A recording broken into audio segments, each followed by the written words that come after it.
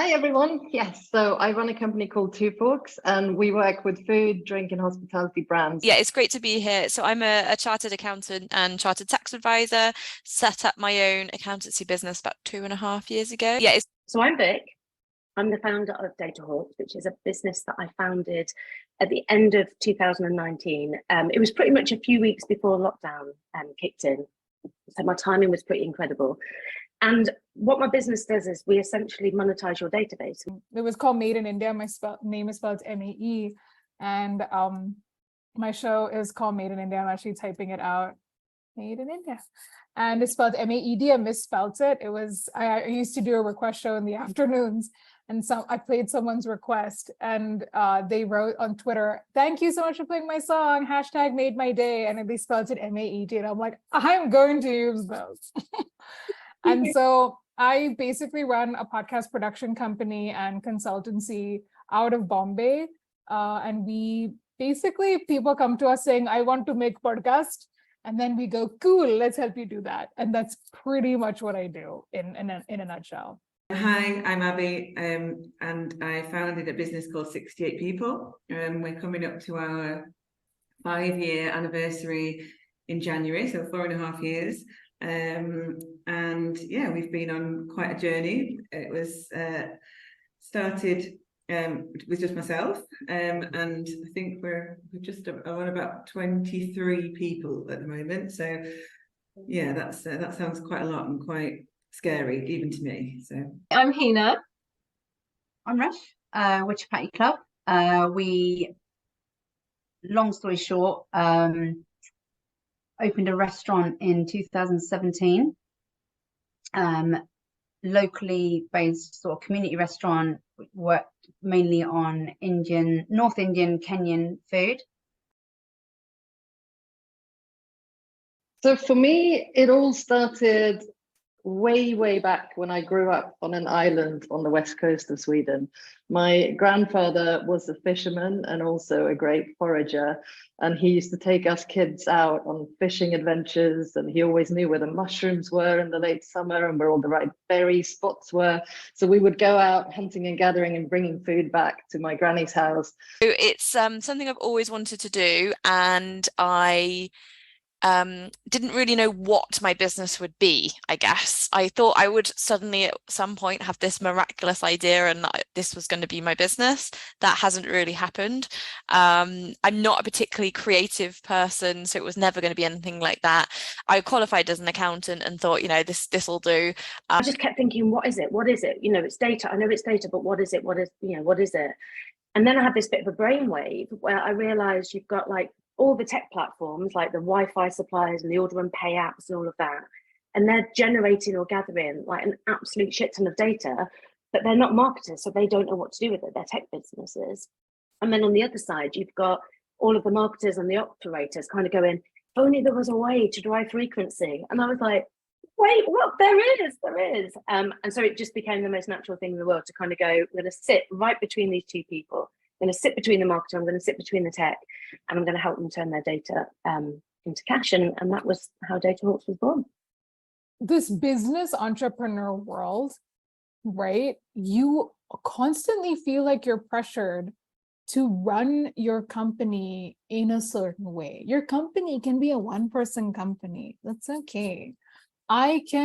There's this, like you're just saying this idea that I need to scale or I need to do this, There are all these kind of like landmarks, like, like in life, it's just like, you got to get married by this age, have a kid by this age. It's the same in running a business. It's like you have to hit these landmarks. And if you don't, then you're not running a successful business, which I think is so unfair. And the thing that I get very irritated by is that I don't want to, do 100 shows in a year, and I don't want to start a giant podcast network, and I don't want to be able to like have 10 million employees and have offices in 25 locations. I none of that. I know what I'm capable of doing. I am a small company in the sense that I run a production company. I enjoy what I do. We are deeply invested in the shows that we make. We are involved in every you know, as much of the production as like the rest of our team. It came to the point where I wanted something of my own, and yeah, so again, maybe when I'm sometimes I think when I talk about it, it feels like I'm talking about a different person, because I don't know if I'm that brave anymore, but at the time I thought, yeah, okay, let's just do it. And there's been quite a few moments of let's just do it and see what happens. And I don't think I certainly didn't have big wads of cash or lots of support from anywhere. It was definitely let's just see what happens and hope for the best. And yeah, I'm very grateful that it all went okay. It was incredibly lean. It was incredibly agile. We had our first customer come in. We were shocked. Like, our faces were like, do you want to order food from us? And Resh was confident. She was like, right, okay. And we didn't have a till system, so I downloaded a cloud app. We set it up. That lasted the first 2 to 3 months before we started really thinking about, how can we make this slightly more scalable. So yeah, absolutely everything was agile, probably too agile. Talking to customers is at the core of absolutely everything that we do, and it's so surprising how little time businesses in general spend speaking to their customers and finding out what really, really matters to them, because we can all communicate so much better if we focus on the things that customers tell us matter to them. When you set up that bank account, and a lot of the challenger banks allow you to do this, is to have a separate pot or space within that bank account to start putting money in for your tax, because it's really easy to just get paid by all these customers and be like, oh, this is great, I've got loads of money, and then 12 months later you get hit by a massive tax bill from HMRC and you go, oh, I haven't got any money to pay that. Whereas if you get in the habit of putting 30% of what you're getting paid aside into a separate pot, it will alleviate that pain. If you start your business, you were going to spend a lot of time thinking that you can't do it and saying to yourself, I can't do this. Can I do this? Have I got it in me to do this? That's going to be like on loop in your head, because it's still on loop in mine. But the answer is, yes, you can do it, because you are doing it. So, and again, this is an amazing thing. Like, I've sat there going, I can't run this business. I can't do all this stuff. And she's gone, you literally are. Like, it's happening. Look, you're doing it. Like, those clients are there. Those humans in your team are there, So even if you're telling yourself or asking yourself, can I do it? Can I do it? Can I do it? Yes, you can. You might have to work out where support comes from and what your gaps are, but you can do it. You can absolutely do it. It's like the moment you start to not take care of yourself and you're not looking after your needs. And again, by the way, I'm telling you, I learned this the hard way. I am not trying to like be some kind of life coach. It's the last thing on earth I am.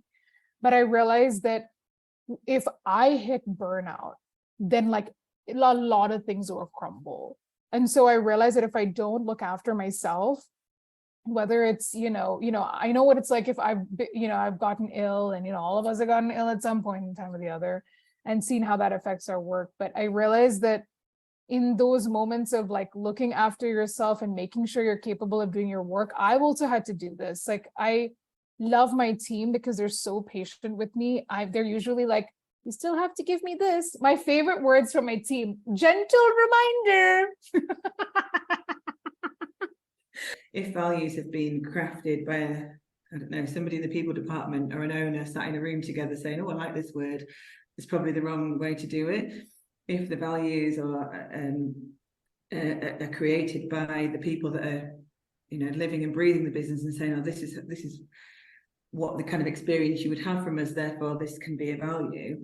I think that's really powerful. So I think if you've got an existing business, it's so important to involve as many people in that process as possible. You don't have to quit your job to start your business.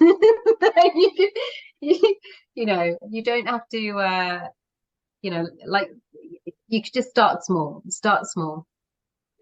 but just start.